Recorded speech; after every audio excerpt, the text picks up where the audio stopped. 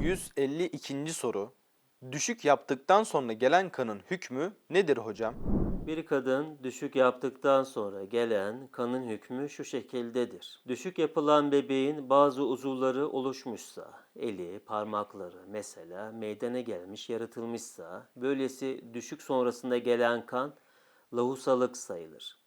Eğer düşük yapılan bebeğin uzuvları oluşmamışsa, eli, yüzü hiç oluşmamışsa ya da uzuvlarının bir kısmı oluşmamışsa ve kan 3 gün devam eder, öncesinde de en az 15 gün temizlik hali bulunduysa bu görülen kan hayız kanı sayılır. 3 günden önce kesilirse ya da temizlik süresi 15 günden az olursa bu durumda görülen kan istihaze kanı sayılır.